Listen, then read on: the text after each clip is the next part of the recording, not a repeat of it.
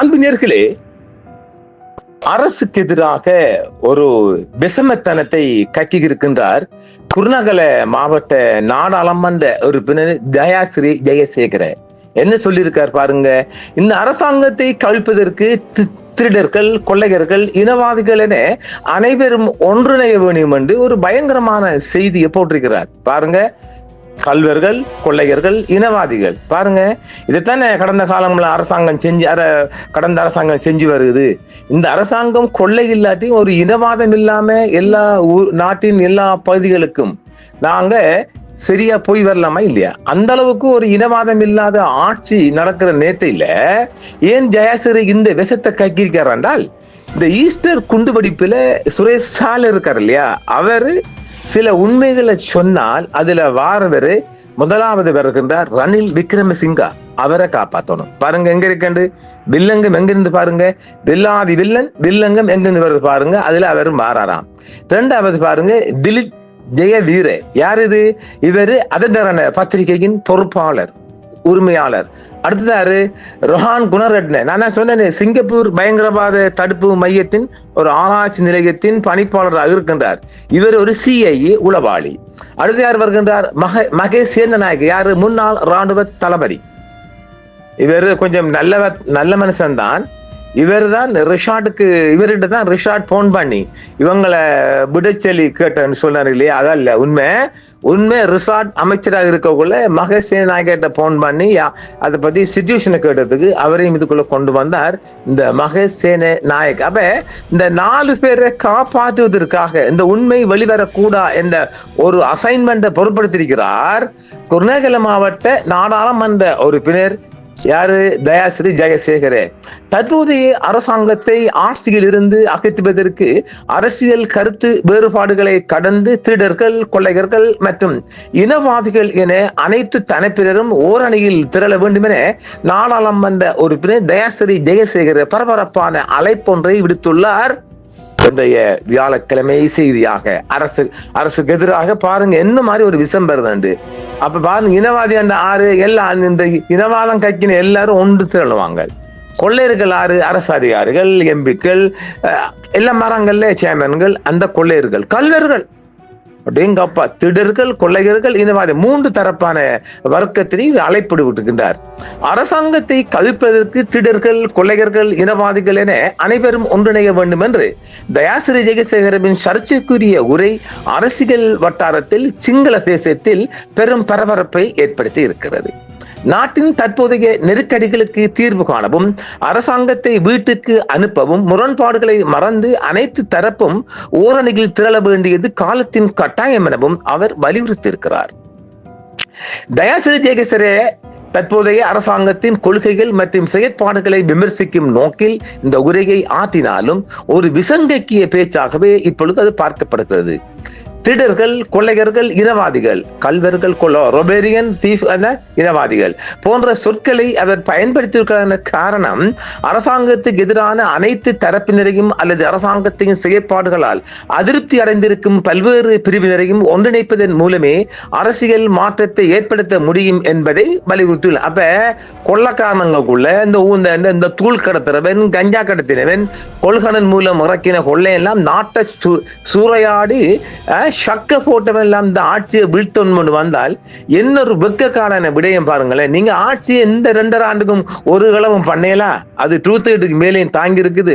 ஆனாலும் இப்ப அவன் தயாராகிறான். இந்த 2.5 ஆண்டு இருக்குல்ல, இந்த 2.5 ஆண்டுல வடக்குல அர்ஜுனா எம்பி ஒரு கோணத்துல ஒரு 6 எம்பிக்கள் அடைவதற்கு அவர் ஒரு தயார் நிலையில கொண்டு வரப்பட்டிருக்கு. அதற்கான அசைன்மெண்ட் அவருக்கு வழங்கப்பட்டிருக்கு. அவருக்கு தேவையான பணப்பட்டுவாடமும் நடைபெறும். அது ஒரு செய்ய தருவோம்.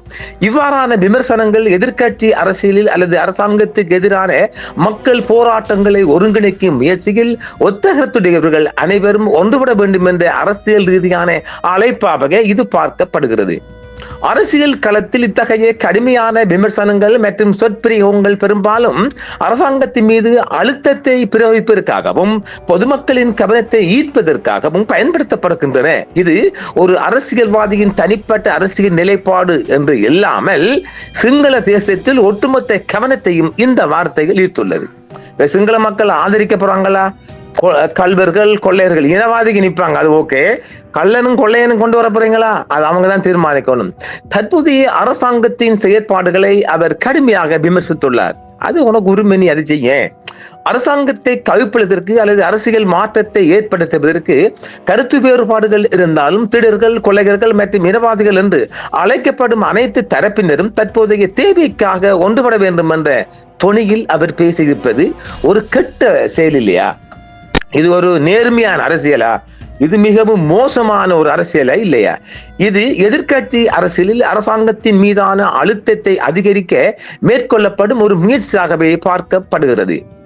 அவர் தற்போதைய அரசாங்கத்தை பலவீனப்படுத்த அல்லது ஆட்சி மாற்றத்தை ஏற்படுத்த சித்தாந்த வேறுபாடுகளை தாண்டி பாருங்க எங்க இருக்காருன்னு சரி, அவருக்கு அது அழகு இல்லையே. அது சித்தாந்த வேறுபாடுகளை தாண்டி பரந்தளவிலான அனைத்து எதிரணி சக்திகளும் ஒன்றிணைய வேண்டும் என்று வலியுறுத்துகிறார்.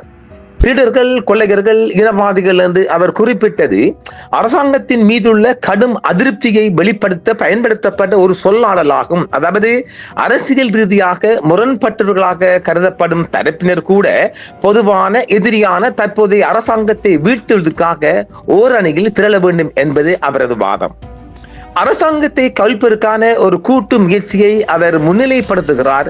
இது ஒட்டுமொத்த பொதுமக்களை அரசாங்கத்தின் மீது நம்பிக்கையை தகர்க்கும் ஒரு விடயமாகவே இது பார்க்கப்படுகிறது, அரசியல் வியூகமாகவும் பார்க்கப்படுது. இதே வேளையில சுரேஷ் சாலி கைது செய்யப்பட்ட பிறகு அவரை காப்பாற்ற வேண்டும், அவரை வெளியாக்க வேண்டும் என்று குரல் கொடுத்ததில் இவர் முக்கியமாக வருகின்றார், இந்த ஜெயசேகர எம்பி. சுரேஷ் சாலை கைது செய்யப்பட்ட பிறகு ஈஸ்டர் தாக்குதலுடன் தொடர்புடைய மேலும் சில முக்கிய பிரமுகர்களை கைது செய்ய வேண்டும் என்று சிஐடியில சாணி டிஐஜி அனுப்பவர் அவர் விரும்புகிறார். அதுல ஒரு விடயம் வந்திருக்கு, நிறைய செய்திருந்தாலும் தொப்பிகால காட்டில் இருந்து அண்மையில் 3 ராக்கெட் ஏவுகணைகள் வெளியிட்டது ஒரு செய்தி வந்துச்சு இல்லையா? அந்த செய்தியில ஒரு திட்டமிடப்பட்ட சதி என்று சொல்லப்படுது. புரியுதுங்களா? அது ஒரு திட்டமிடப்பட்ட சதியா, எப்படி ஒரு குரூப் கொண்டு வெச்சு போட்டு தூக்கி இருக்கிறாங்களாம். சாணி, சிஐடி மற்றும் முகமது கலீல் ராணுவ புலனாய்வு ஆகியோர் இந்த ராக்கெட் ஏவுகணைகளை அங்கு வைத்திருப்பதாக ஒரு செய்தி அவளே கொண்டு வச்சுட்டு அவங்க தான் எடுத்துக்கிறாங்கன்னு சொல்லப்படுகிறது. அந்த போலி கொடி நடவடிக்கையின் இலக்கு டிஐஜி வருண ஜெயசுந்தர வேட்டையாடுவதாக இருந்திருக்கிறது. இருப்பினும் இது தொடர்பாக ஐஜிபி எடுத்த சரியான நடவடிக்கைகளின் அடிப்படையில் அவை பொய்யான ஆதாரங்களாக ஒரு சோடிக்கப்பட்ட திட்டமாக ஐஜிபி கண்டுபிடிச்சிருக்கிறார். பாருங்களேன். ஆயினும் சாணி தனது அரசியல் திட்டத்திலிருந்து பின்வாங்கவில்லை என்றும் சாணி தற்போது தனது நடவடிக்கையின் உச்சகட்டத்தில் இருக்கிறார் என்றும் தெரிவிக்கப்படுகிறது. கோடபய ராஜபக்ச மீது விதிக்கப்பட்ட பயணத்தடை முதல் தாக்குதலாகும் என்றும் ஈஸ்டர் தாக்குதல் தொடர்பான விசாரணையை திலீப் ஜெயவீர யாரு எம்பி இருக்காருல்ல, இப்ப நாடு முழுவதும் அவருக்கு கிடைக்கப்பட்ட போனஸ் அடிப்படையில் எம்பி ஆயிட்டாரு. இப்ப ஒரு 4-5 எம்பிக்கு ரை பண்ணி கொண்டு இருக்கிறாங்க. அவர் தானே இந்த என்ன அதுதரனே டிவி ஓனர் இல்ல, அவரை இப்ப அவருங்க என்ன சொல்லிக்கிறாங்க என்றால் சிஐடியில திலீப் ஜெயவீர தடுத்து, அதாவது இந்த ஈஸ்டர் விசாரணையை தடுத்து வருவதாக சிஐடி நீதிமன்றத்தில் அறிக்கை கொடுத்துக்கிறாங்க. அவரை அரெஸ்ட் பண்ண போறாங்க. ராஜபக்ச ஆட்சி காலத்தில் திலீப்பும் சாணியும் யாரு, இந்த திலீப் ஜெயவீரையும் சாணி அபேசேகர் மிகவும் நெருங்கிய நண்பர்களாக இருந்த ஒரு அணி. அப்ப எங்க பிளவுபடுது, அங்க வாரம். இந்த நிலைமைக்கு ஒரு காரணம் சாணி ஒரு முன்னாள் மஹிந்தவின் ஒரு மிகப்பெரிய போராளி, மஹிந்தவின் ஒரு சூசைட், திலீப் ஒரு அலட்சியன் என்பதாகவும் வரப்படுகிறது. காவல் அதிகாரி சாணியை கோட்டாபயவுக்கு அறிமுகப்படுத்தியவர் இந்த திலீப் ஜெயவீர தான். கோட்டாவை பயன்படுத்தி சாணியின் ஏஎஸ்பி பதவியை 2 ஆண்டுகளுக்கு பின் தேதியிட்டவர் என்றும் 2 இயர்ஸுக்கு அவருக்கு எக்ஸ்டென்ஷன். திலீப் தான் சாணிக்கு 2 சம்பள உயர்வுகளையும் அங்கீகரித்தவரும் திலீப் தான் சாணியை இப்போது ஈஸ்டர் தாக்குதலில் சிக்க வைக்கிறாங்களாம். இது எப்படி இருக்குது? திலீப் பாருங்க, சானியா பேசுறதுக்கு வேண்டி ஹெல்ப் பண்ண ஒருத்தன் இன்னைக்கு இவர் யாரு திலீப் ஜெயவீரவை சிக்கி வைக்கிறாராம். அது தெரியல, அது உண்மை இருக்கலாம். மேலும் இது தொடர்பாக திலீப் யாரு, நம்ம James bond additional solicitor general ஒரு மிகப்பெரிய ஒரு தகவலை வெளியிட்டு இருக்கின்றார். ஈஸ்டர் தாக்குதலின் பின்னணி சுரேஷ் சாலின் நடவடிக்கையை கையாண்ட போது கோட்டாவுக்கும் சுரேஷ் சாலிக்கும் இடையில் திலீப் ஜெயவீர மத்தியஸ்தராக இருந்தார் என்பதுதான் மிகப்பெரிய கேவலங்கட்ட ஒரு செய்தியா இருக்கிறது. இது உண்மை. நாட்டை தீக்கிரையாக்க தரண டிவி எவ்வாறு பயன்படுத்தப்பட்டது என்பதும் நமக்கு தெரியணும். ஆக ஒரு CIA உளவாளி ரொஹான் குணரட்ன, சுரேஷ் சாலி மற்றும் திலீப் ஜெயவீர ஆகியோருக்கு இடையிலான மேற்கூறிய அனைத்து உறவுகளும் மிக விரைவில் வெளிவரப் போகின்றது என்பதுதான் அந்த செய்தி. இந்த செய்தி நிறைய இருக்கின்றது. ஆனால் இப்ப ஜெயசேகர எம்பிக்கு நடக்கம் எடுத்துட்டு அவரும் இதுக்குள்ள உள்வாங்கப்படுவதற்கான வாய்ப்பு இருக்காம். எல்லாம் பணம் தான், பணம் பட்டுவாடா பெற்ற எல்லோரும் இப்பொழுது நடுக்கம் எடுக்க போறாங்களாம் என்றுதான் சொல்லப்பட்டிருக்குது. ஆக மிகப்பெரிய ஒரு இஷ்யூ செய்தி. கள்ளன் போக்கிரி எல்லோருமே வந்து இந்த ஆட்சியை கவுட்கொள்ளும் என்று சொல்லிட்டு வாரண்டால் ஒரு கேவலம் கேட்ட மெசேஜாக நான் பார்க்கின்றேன். இதை வன்மையாக கண்டிப்போம். ஆனா 2.5 ஆண்டுக்கு நாய்க்கலையால் அவங்களால ஆட்சியை ஒன்றும் பண்ணல. பார்க்கலாம், அடுத்த ஆட்சியும் JBP வரணும். அதுக்கு தான் இந்த சனியன், இந்த டெல்லியில் சனியன் சரியா அங்கிட்டு சோனிகளையும் கை வச்சுக்கிட்டு தமிழ் பக்கத்தையும் விரோதம் பண்ணா எங்க வர போறீங்கடா? ஆக 100 நீங்க தாண்டாம இருப்பீங்களே. இந்த மாதிரி கள்ளக்கூட்டம், இந்த நொல்லக்கூட்டம், லொடுக்குமாடி கூட்டம் எல்லாம் வந்தால் ஆட்சிக்கு பெரிய ஆபத்து என்பதை நாம் இந்த வாரமே பத்த வைப்போம். பத்த வைக்கிற இடங்களுக்கு என்றால் அவங்களுக்கு செய்தி பகுதியில் எங்க இடம் நான் பத்த வைப்பேன். சரிதானே? JVP உயர்மட்டத்துக்கு பத்த வைப்போம். இந்த வீடியோ போய் சேரட்டும். 10,000 பேர் பார்க்கறாங்கல்ல, பார்க்கட்டும். மற்றும் ஒரு காணொளியில் சந்திப்போம் நேர்களே. என்றும் உங்களுடன் சன்ரைஸ் இந்தியா டிவி. சப்ஸ்கிரைப் பண்ணுங்கள், பெல் பட்டனையும் கிளிக் செய்யுங்கள். உங்கள் ஆதரவே எங்கள் சேவை. ஆதரவு தாருங்கள், அரவணைப்போம். மறக்காம சர்ப்ரைஸ் பண்ணுங்க. தேங்க்யூ.